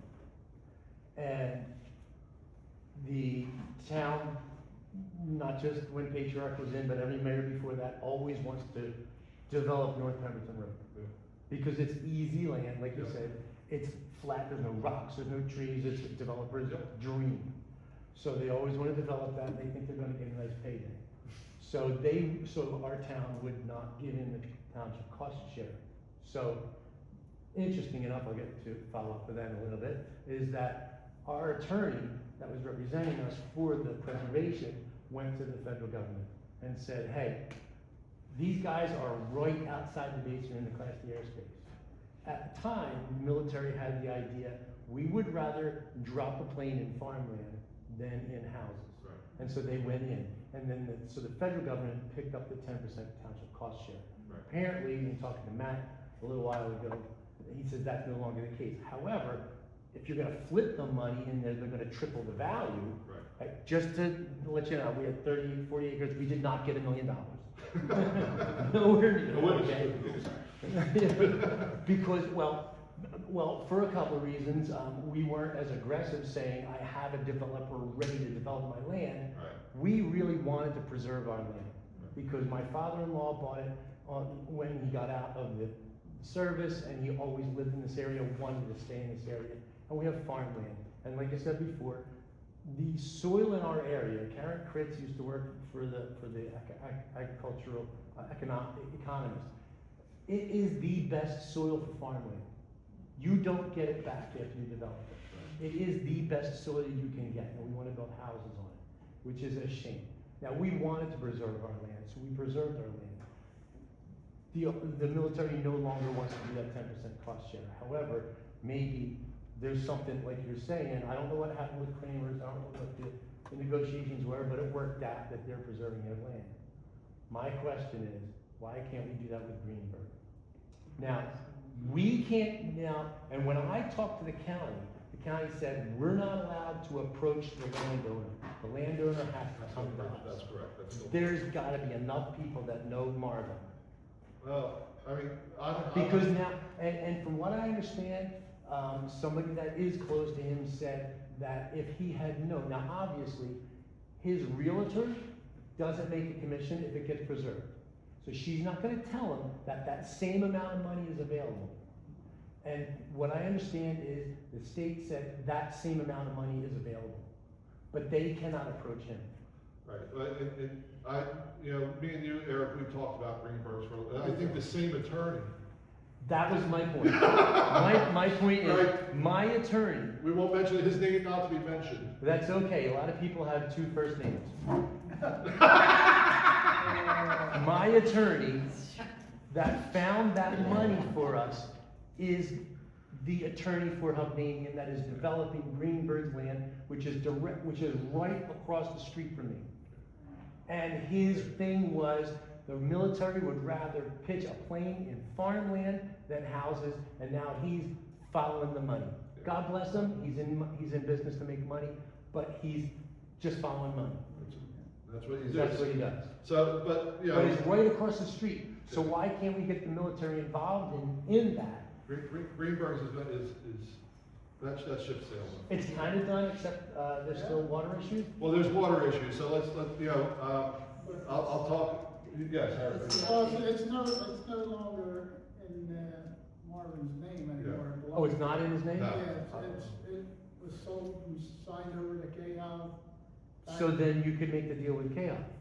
Well, no, they don't care how they we make don't their money. make deals. Yeah. No, we don't. They would have to go Anybody, first. so, well, the county and the state. Yeah. could make the deal with chaotic. Who knows, you know, there's stranger things that happen, but I mean, you know, the interesting is that some members of council fought for Greenberg's farm. I think we fought a good fight, a passionate fight, and an ethical fight, and we did it for the right reasons, okay? Whether anybody sees that as right or wrong, but, you know, the water thing, back in November, the water bill, the water bond ordinance was turned down, for the third time. Here's my stance, if anybody didn't hear, and I'll be a lot more mellow with it this time around, right? But when it didn't pass the third time, okay, I went back and I called the Department of Public Works, the director, and I had a conversation with him. And, you know, the only thing I got out of the whole conversation, it's not the whole thing I got out of the conversation, but the funny thing is my facts were right, my numbers were right, and my reason was correct. That's what I heard, right? Which would probably be denied on any given day, but it is what it is, right? So, with that being said, the discussion that I had was, look, if you repeal 5/2024, which, as I'm sure you're aware, basically required anybody in the township within 200 feet of a water main to hook up to township water. And I wasn't happy with that the first time it went through. And I fought as well as a couple other people on council, and then ultimately, you know, that ordinance was massaged to the point that, okay, well, it's okay. It's not great, but I felt it was, you know, it was a win to where it was, right? Which the first one was like, you have to hook up, there's no question, no ifs, ands, and buts. You know, there's 75 people in Rockville Village that, you know, can't afford, you know, whatever the bill is gonna be, okay? There's a lot of people in the township that can't afford, and it's basically, I don't care, if Department of Public Works confirmed my numbers, which was, it's $5,000 to hook up to the water, and it's $5,000 basically for the plumber, and I don't know what with inflation right now, to dig the trench, depending on how far away you are from the street, to bring the water main up to your house. So it's basically $10,000, okay, on average. Okay, so with that being said, you know, I talked to my colleagues on council, and I said, look, if we don't repeal 5/2024, at least let's put some verbiage in there that would ease some of that, which means basically says, hey, look, if you have a well, you can keep it. And that's the only way I'll budge on that, okay? Because, you know, if Abby struck gold in her backyard in Presidential Lakes, right? I wish, right? Yeah, right. That's her, she has mineral rights, right? That's her gold. As long as it's within her property line, it's her gold, right? I have mineral rights, water is a mineral. Call it what it is. So if I have a well, that's my water. Nobody should tell me that I have to disconnect from that and pump down. You can make the argument, oh, well, Josh, there's people in the township that don't maintain their wells. Okay. Hey, guess what? I'm going to say the hard thing first, because tough love's tough love. And that's on you. Okay? I am not here, like I said at the beginning, I am not here to tell anybody what to do with their personal lives. But if, like, look, I got a softener down in my basement. Every 6 months, I get 6 bags of salt, I put it in the softener. I haven't rebed my filter since I bought the house. I'll be the first one to tell you, and it probably needs to be rebedded. I'll probably do that this year. Okay, but, you know, I have the system in my basement to filter my water. Even when it's filtered, I can tell you right now, my wife won't drink it. I'll be buying water bottles from Costco for the rest of my life. You know, and you can't make the same, like, what's funny is there's more PFAS in a plastic bottle of water than there is coming out of your well. It's scary if you think about that, right? Yes. I'm just confused with where this is going. Yeah. So basically, I want to make sure I understand this correctly.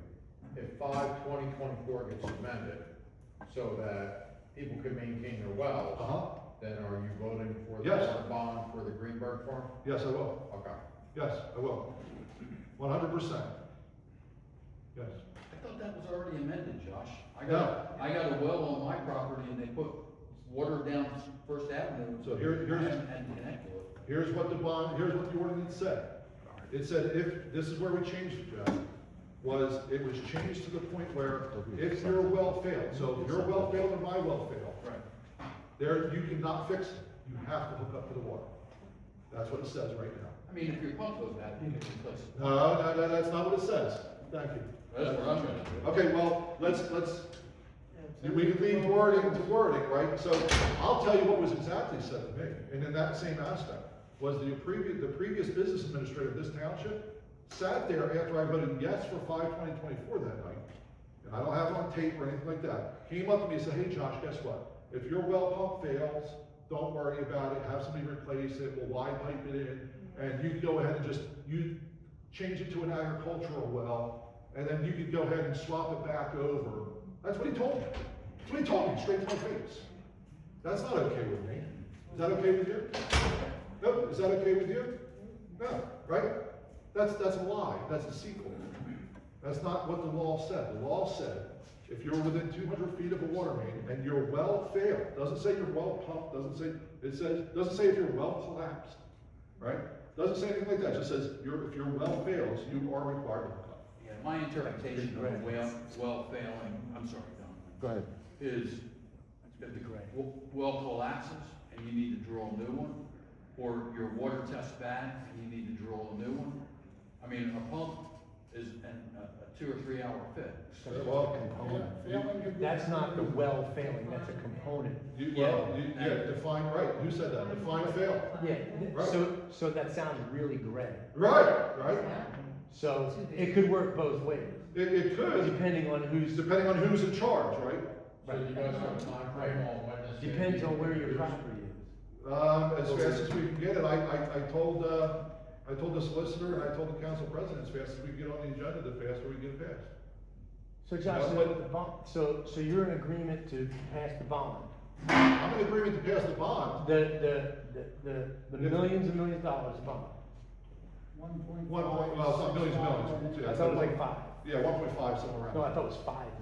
No, it's like 1.5. Where did 5 million come from? 5 was probably the first time we went through it. To bring it across all the way across? Yeah.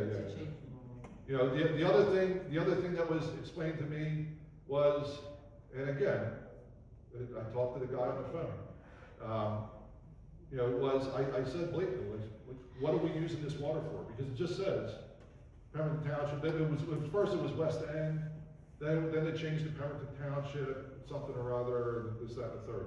But just tell the people in the community what you're using the water for. Just tell them it's going to Greenberg Farm. You know, tell them that as opposed to trying to hide, and it's not, I shouldn't say that's malicious. It's not hide. It's like just be forthcoming and honest. Like, look, Josh, you know, council, we need this water to go to this spot. And okay, see, now we're being transparent, right? Where is the water coming from? We have 2 wells between, you know, I don't know the name of the property, Eric, but you would probably know. Where the old boys, the prison used to be, the juvenile detention center there. On, Pemberton Browns Mills Road. Across from the college. Okay. That's where the wells are. Donovan, thanks for that. Yep. Eric, can you explain what water for what is coming from? For the Greenberg development. That's coming from the borough. That's coming from the borough. I'm sorry, Josh. Facilitate, coming back from well 8 and 9, or I believe that's the numbers. I was told that that's also gonna facilitate Greenberg's Farm and Vermont.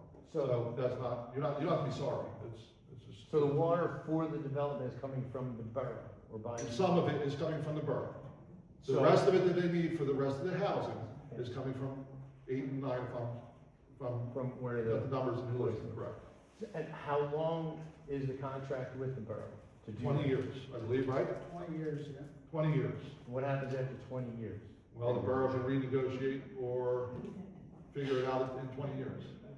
How old am I, 47? I've been in my house longer than 20, I've been in my house longer than 20 years and I still need water. Right, yeah, sure, yeah. Will that impact the water pressure? No, where do you live now? Chipmunk Road by South Lake Shore. No. It's not gonna affect your area at all. Yeah. Is it gonna affect my water? No. Cause I have a well. No, I mean, look, the wells are already drilled in New Lisbon, right? They're not pulling water, but they're already drilled. Your aquifer is the same as the borough, so it doesn't make a Yeah. difference. But we're gonna have another 500 houses there now. Where do you got? You got the Mount Laurel, I think, is what that one is. The aquifer It's a under you coherence, guys yeah. is the Mount Laurel. There's more water in Mount Laurel's aquifer than they know what to do with, man. It's not gonna collapse. Nothing's gonna, you know, in the summertime, I don't even know if it'll mess with you, I really don't. Yes, Ashley? Josh, when they put the new development in the back of PL, you can't believe the number of our wells that went dry. Oh, I'm sure. Because Well, you guys are on the, not the new. we were my house was an old house, it's one of the older ones. Most of those were 40 feet deep. Yeah, mine was over 35 foot deep. Yeah, So, you know, of course, I had to put a new 1,000-foot well in. sure, But they didn't take that into consideration when they put all those houses in. right.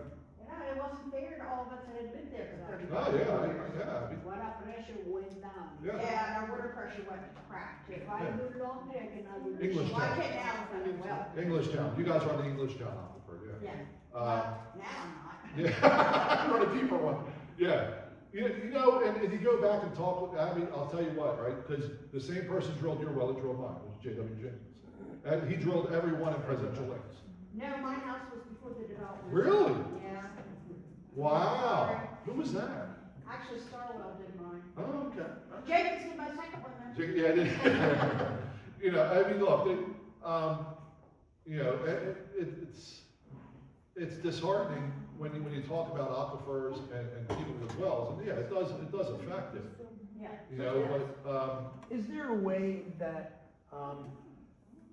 because the developer wants to come in and he's doing it to make money and he's gonna promise all kinds of things that it's gonna be good for the community. Is there a way to put into the agreement, let's say, 5 years, if within a certain radius of that development, if somebody's well was functioning and within 5 years, all of a sudden it goes bad, the developer is responsible to rectify that? They're not drawing any water over. I mean, if you can prove it, Well- prove it's related to it. so Harry, not to cut you off, but I just I'm gonna fight that question with the statement that I just made about mineral rights. Right, so when it comes to wells, Eric, or, you know, anything like that, But it's the same aquifer. it's the same aquifer, but nobody owns the aquifer, right? Right. So, my point being is, if I have, let's say, house A and house B sitting right next to each other, house A, you know, is built 10 years after house B, and to your point, right, and house B starts drawing more water, and more water, and more water, and using it, and then house A doesn't have any water, right? That's your property problem, not my problem. But when you're doing smart growth, Sure, oh yeah, now that's a different story. you're trying to be a good neighbor. Right, yes. You can't say, oh, well, he's more important than this guy. You would hope, And it's also for the betterment of the community. So you have to do the plan, which we're all trying to do. sure, And developers have a lot of money and they've got a lot of influence and they got high-paid lawyers and they bully you all the time. We've all seen them do it. sure. And they promise the world, and then a lot of times it just sometimes doesn't happen and they walk away because they got their money after they sold the house. So it's up to us to put into contracts and make sure that we are doing what we're supposed to do to make the community better. Because being on the Economic Development Committee, we have to try to come up with reasons for people to come here. Right. And if we're not protecting our residents and letting people run over us, people are gonna go, well, I don't know if I'm gonna have water in 5 years because you let this other thing in. So we do need to have some protections in there. I Because you agree can't with just you. go and see that shiny object. Sure. It's like when Building 1 went up, the warehouse, and they said, we're gonna give you $500,000, you just put it into your, we're gonna give you a pilot. Now the school's got nothing for that.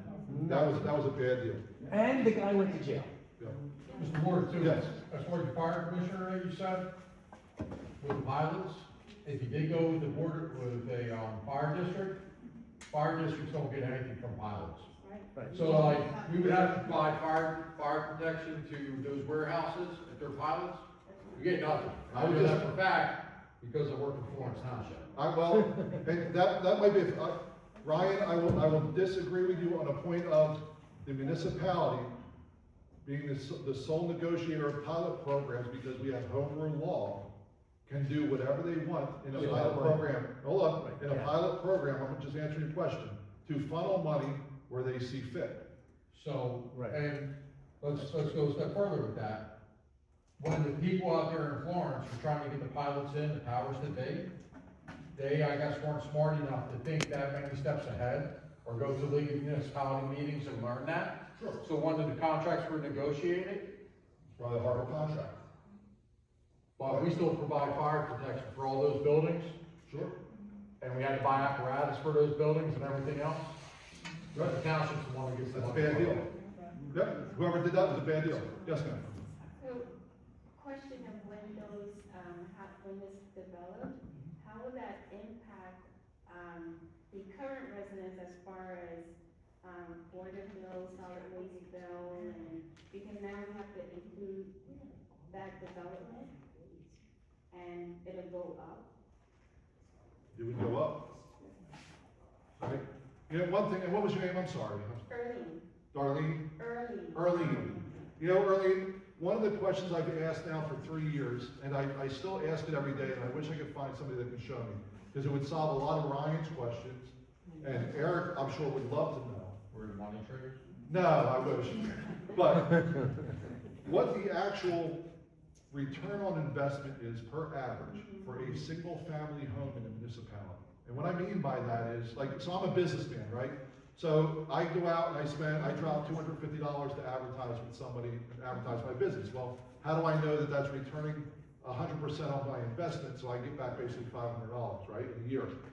So I have to track that. So I have to figure out what that is. So long story short, you know, every time we build a house in our municipality, and even if we just use Pemberton Township as in general, maybe it's I'm a very analytical person, and maybe I should do this on my own.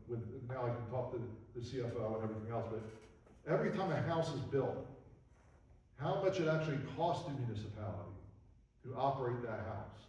Because it's not your build price, right? And we all know municipalities are nonprofit organizations. Okay, right. All right, that's why we have CapEx, right? But, you know, for all intents and purposes, the coffers at the end of the year should be zero, right? We all agree to that. And we could probably agree to disagree, some of us more so than not. But anyway, if I build a house and I hook up water to it and I hook up sewage to it, you know, and I have trash, you know, solid waste bill, you know, all my utilities that I have to pay, my property taxes, what it actually costs the township to operate that single family development. And once you can find that out, then you can probably average that out over the course of however many houses are in the township, right? But there's a lot of variables to that. And I know there's a lot of road work, right? People that freeze their tax rates for whatever reason may be. And again, I always preface this first. I was in the military as well, so nobody can get mad at me, okay? Because if you have, my son's a disabled, you know, he got discharged on a disability, he's 70% disabled, according to the VA, right? So what that means is, you know, I go to my municipal building and freeze, and basically the state gives you a discount, right? We always vote on it every single meeting. You go, hey, and rightfully so. You fought for our country, you served, you deserve that. The problem is the state of New Jersey never figured out the equation, and the state house never gives back to municipalities the money that they should be giving, right, for that. The other thing is, if you're over 65 years old, then you get to freeze your tax rates at the current level. Yeah, after you've been there for 3 years. So that puts a drain on other taxpayers, right, that are going to turn 47 this year in the township. That, okay, well, how do we fix this? Well, we got to raise taxes. I don't think that can't be the only answer. And I'm not trying to disrespect anybody in here where, oh, we're going to have to raise taxes. We need this. That can't be the only answer. It's impossible. I refuse to accept that as an answer. Sorry, I didn't. Okay? There's other ways to generate money and revenue in the township. And I'm sure Harry probably agrees with me as well. It's a hard argument to have, and, you know, people go, well, how do we do that, Josh? That's always like the catch answer. And if I knew that, I'd be the president of the United States.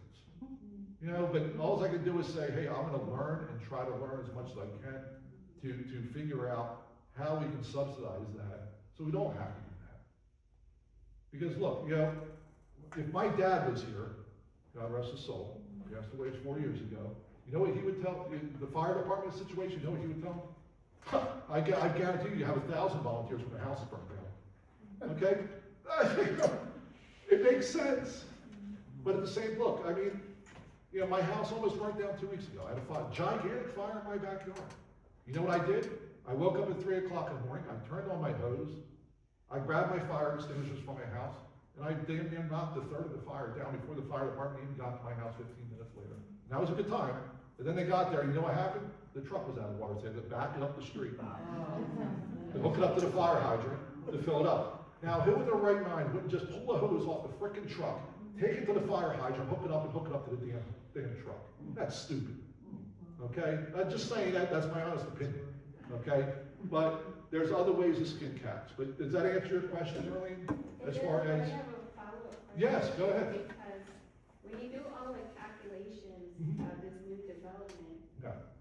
I know stores coming into the township, they look at how many residents or potential residents that will buy from them. Does that increase the chances of like getting a better grocery store or any kind of better stores for that mall area, the old Acme? So they do demographic studies, SWOT analysis, strengths, weaknesses, opportunities, and threats. Okay, everybody in the retail industry, in the food industry, hospitality industry doesn't. Okay, what I can tell you about SWOT analysis is, I've done a bunch of them in my career. And yes, we do look at the age demographic of the municipality coming in. Now, what does that mean? And I made this argument 3 years ago at the same time. Yeah, everybody told me, oh, well, number one, the first thing I heard when I got on council was, oh, well, the township, the residents are getting older. I hear this all the time. That's a problem, right? So what are we doing to entice young people into the town? Okay? That's the question, the underlying question everybody should be asking. That fixes a lot of the problems that we've heard here tonight, was getting young people into the town. Why are we going after 55 plus communities when a town's getting older? Does that make sense to anybody? Doesn't make sense to me. I'm not a mathematician. I got a D at Pemberton Township High School in math. Okay? But I passed, and I run multi-million-dollar industries. Okay? So that's the question I love you're here. I really do. Because that's what I want everybody to understand. How do we get young people into the town? That's the question. That's the why and the how behind the how. Right? Or the how behind the why. Okay? Thomas Sowell, awesome man. If you don't know who he is, look him up on TV, you'll love him. He's a great guy. Thomas Sowell always talks about, before you ask how, find out the why. And you'll answer every single question that you can even come up with, okay? So when we talk about, oh, well, we need ratables. We need, you know, everybody comes to the town. I just heard a developer yesterday, I wanted to bring something. Okay, because, oh, well, those apartments that we're looking to build. Look, man, you're not gonna help out by building apartments. I'm sorry, I will love to debate everybody all day if they tell me that apartments are the best thing since sliced bread in this town. They're wrong. You have to find a builder that is willing to go out, and I know there's no money in it, right? But build smaller, single-family dwellings like we have here, 1,400 square feet. Okay, which is what I live in. It's very modest, okay, but it works, okay, and geared towards these young kids that are coming up, make it affordable to them. So they have a stake ownership in the township and get younger families here to have kids okay, that will facilitate as opposed to a deficit in the high school, in the school systems now. We're at 4,100 registered kids this year, okay? When my day, it was like double that, okay? In 1979, 1980, 82, I'm going too far back, but that was after the Vietnam era. Everybody came home and we had an influx and we had to build 20 different schools, okay? But now we have a problem, right? Because there's nobody to sustain that school. So why are we going after 55 plus? Why? That doesn't make sense to me.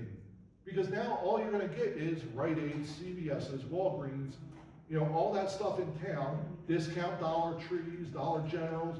I like some of the stores, don't get me wrong, okay? I got a Dollar General right next to my restaurant now in Medford, I love it, okay? They're great, but you're talking to the wrong developers at that point in time, or you're boxing your developers into a corner because they can only market to one thing. Doesn't make sense. Yes, But Josh, the township, we need to do a better job with the younger people too. You know, Sure. that's one of the things we talked about a couple weeks ago. So we have the township has these tax sales that they do every year. Anybody whose taxes are behind, they have a tax sale and they put those liens up for bid, right? Well, it used to be done in-house. So if you had a lot of land that was next to your home and you wanted to it was just a little lot and you wanted to make your property bigger and buy that lot, right? You could go and you could bid on that property, you know, over a 2-year period. If they didn't satisfy the lien, then you could foreclose on the property and you'd have that. Well, years ago, in my development, which is T&M, which is just off of Junction Road, and I've been there for 52 years, we built our house there, but there were 3 people that I can say off the top of my head that got their homes in our development through tax sale, through the township tax sale. But you know, everything gets bigger and it gets more complicated, and so now the township does these tax sales, and they put up 1,900 properties recently, right? 3 weeks ago, they put up 1,900 properties, and the tax sale starts at 8 o'clock in the morning. 8 o'clock in the morning, all 1,900 of those properties were gone. If you went to try and bid on a piece of property, I think there were 2 out of the 1,900 that got purchased by someone locally. The rest of them all went to Chinese companies. That's where, I mean, we're not making it easy. I have 2 families on my street, and oh, God bless them. I mean, Eddie and Irv Smith grew up across the street from me. Both of my favorite boys. I used to babysit them. They were both NFL football players. Nicest family you'd ever want in your life.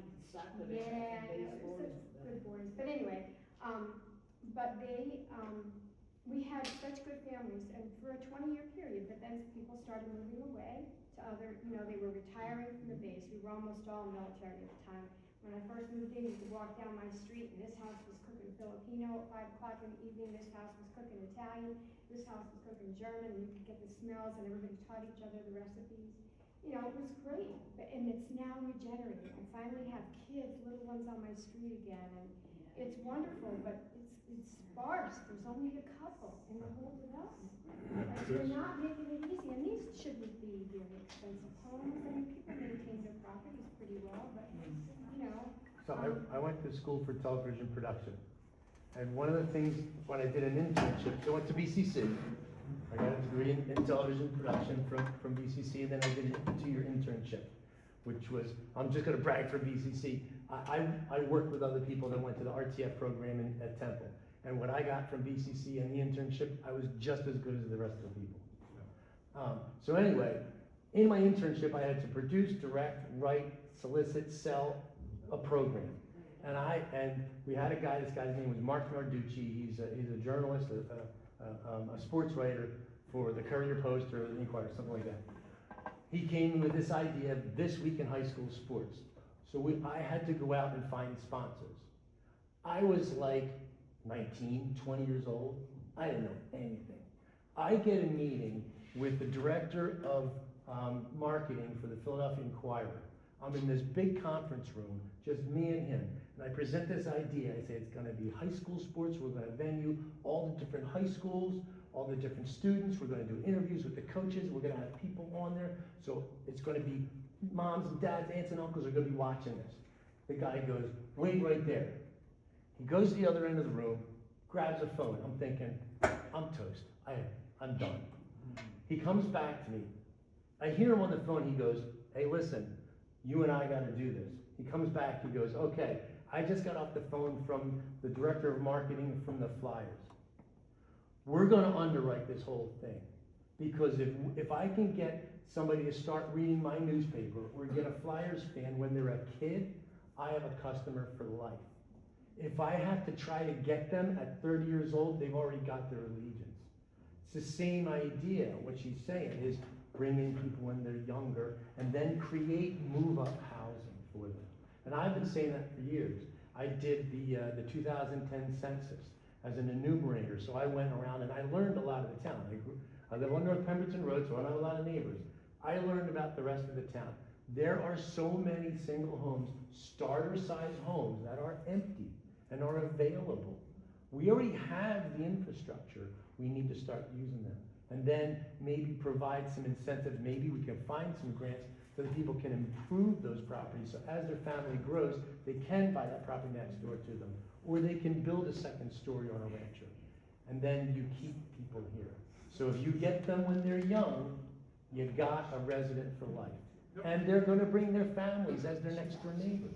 Josh, in the township, create I've been, ordinances of some been what sort I've been doing for that years. says, like, certain areas, houses can't be bought up to be rented out.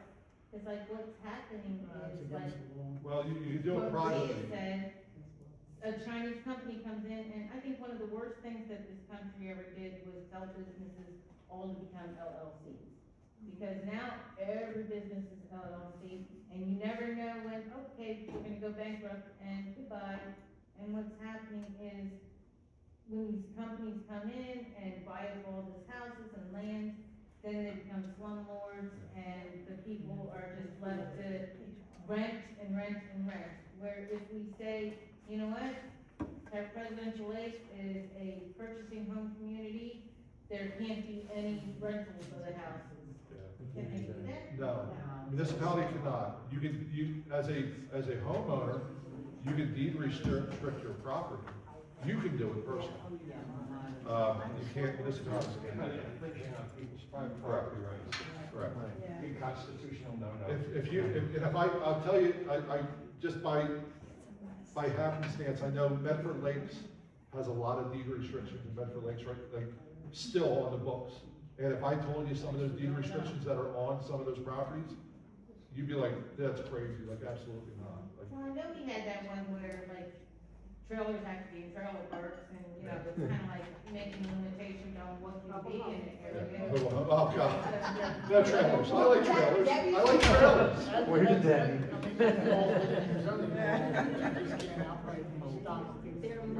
Yes, Ryan. I just have one last question. Sure. Is there any update at all on the old Acme Center? Any update at all that I know you guys are probably in negotiations, so you probably can't say much, but is there any tidbit of information at all that you can give us? And listen, I really appreciate what you were saying about, you know, we bring a Wawa in there, the Wawa in town will close and everything else. That's smart. I mean, I would love to see somebody else come in there like Royal Farms. I love the chicken. I love it. But what I'm getting at though is there any movement? Because I mean, Yeah. that's been, It's- for so long, and I know it's frustrating for everybody in this community, but it's the first thing that everybody sees when they come to Brownsville's property. I agree. So here's, I'll answer your question this way, because that was one of the meetings I was in yesterday. Okay? So I was talking with that developer. I can say that because I'm not on the planning board. I won't bring it up, but there is positive forward movement. Okay. From the meeting that I saw yesterday. And I'm not a decision maker for the Economic Development Committee or the Planning Board, okay? The only reason why I said no to that Fifth Amendment was because of those reasons that I believe I was justified with what I said. You know, I would just want somebody to bring some answers to the table for me, right? And those answers were at that meeting yesterday, were answered for me. And I think with some things, once I get done having discussions with community development directors and, the planning, the township planner, I think it'll be, it should be, movement forward in that aspect. And the follow-up to this is, and ties with what you were saying earlier, I worked 25 years in state law enforcement, I retired. Every time I moved up in rank, or I went to a party or whatever, all I heard was, are you gonna move out of Browns Mills now? Are you gonna move out of Browns Mills? I stayed, because I love this town. I think it's a fantastic town, my kids were raised here, everything else. It'll carry me out of this town one day. But the stigma that goes along with the people who don't know what wonderful people we have in this town, and what wonderful opportunities and the natural resources that we have in this town. I mean, where else can we go that you can go walk around the lake and feel safe, or go enjoy the forest, or any of the different amenities that we have? And I think that's the hard part for you guys as town fathers, to basically show people what we have in town, but also balance it that they're not stealing everything that we have. Like, we're welcoming you in to use what we have, but we don't want you pillaging what we have at the same time. Well, you know, a different way to look at that, glass half empty, half full, the last statement they made. You know what? I wanna live in a town, Ryan, that people do come and steal what we have. Well, what I'm saying is, we don't want everybody, like. We don't want to become Mount Laurel, for lack of better words. No, but I'm saying like, 6-story house. we need to be able to set the example and that people can follow. And that's a hard ask. We're not even a step in it, right? You know, I think the word you're looking for is emulate. emulate, right? Not steal, Exactly. emulate Yeah, what emulate. I think we're doing, yeah. But it's also the fact that we're still one of the lowest municipal tax rates in the county of Burlington and in the state of New Jersey. We're always lower on that, and we try, I think council is committed to try to keep us as close as we can, to that. There's some other people, other municipalities around us, including the schools, that need to grow their business smaller, and I've said that before. And kind of try to figure out how to do more with less. And that's not a detriment to our children, but I know probably when you went to school, when I went to school, there was one teacher for every 26 kids. As opposed to 2, and we came out fine, we're not dumb. I think it's one of the things with the schools, I spent a lot of time in the schools with my kids. Right. The teachers, the administrators in the school buildings do a fantastic job. Sure. It's some of the other stuff, and a lot of that stuff isn't even with the schools, it's restrictions that the state of New Jersey puts on them with the funding that they receive. Great. So, Great. they have their hands tied in a lot of ways too. Yep. So, it is now, I'll take like one or two more questions if anybody has, it's 8 o'clock, so 8:06 actually. Yes, Alex, real quick. Would you guys be willing to maybe do a township calendar The township we with have- all like the events, like a physical calendar, and you mail it out to like You have to talk to the rec director, he left already on that. well, not just recreation events, but also like No, but- township events, like Yeah, council that meetings, would fall under recreation. even council Police meetings? department has it. Yeah, or the police department would probably have a calendar for that. But I'll ask for you, I'll check. Marty probably does a calendar. Well, yes, but I think what he's saying is that other towns like Mount Holly and Mount Laurel Yeah, release a magazine quarterly.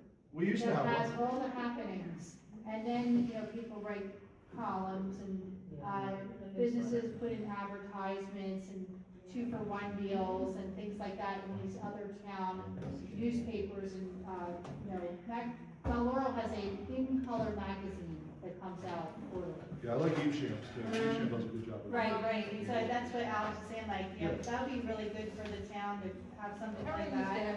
Yeah, to let people know what's going on and what to do in town. Not everybody gets on the internet, Yeah, I know we used to have a mayor's quarterly, kind of thing.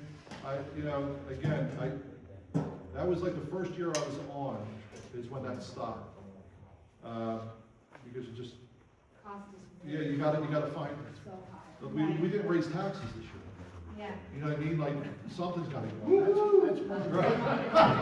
Right? We do like that. And I'm not saying that to be mean, Marty, you know what I mean? I know. I talked a lot to some guys down in Tabernacle. But we're looking to get young people involved. Yes. And who wanna move here. Absolutely. And it's something that we can share with people. And Yes. say like, improve, like, remember last year when I got it for the wish list and say, Yes. we need to improve reputation here, and and to fight all the negative press. And that is a way to do that. Absolutely. Show people, hey, here's this, you know, people often pass around other towns' magazines. You can do that Yeah, through a but we grant. can talk to other towns and see how they do it and how much it costs. If I'm telling you guys, and I'm being honest, and I firmly believe this, if we got to the gold star level of the sustainable NJ program, okay, you would be amazed how much money you can get and utilize for things of that nature, and the program's for real. So what I would do is, I just pressure everybody to go to an environmental committee meeting, talk to Christine, offer her support, okay, whatever you guys can do, because it is a long checklist. I tried to do it one year, and it has to, you have from February is the first round, and then April, and then June. And if you don't have the stuff, if you don't have your T's crossed and your I's dotted by June, it's over, it's done. Okay? But there's a lot of stuff that is very easy, low-hanging fruit. One of the things I was trying to get done that was about 50 points on that list was trying to get a shade tree committee together. And you have to, the whole problem is you have to have one person in the municipal building, which needs to be registered as a shade tree, or concerned, like tree, something, arborist in the state of New Jersey, with that, and I got that, I'm on the books. But you need one other person, you need somebody from the Public Works or somebody else that also has that certification. Then you get a shade tree committee together, and then that gives you like 450 points on that list. It's like crazy. Easy, very easy. Now, nextdoor.com. Next door, I'm in that store, And yeah. Mixel.com. Yeah.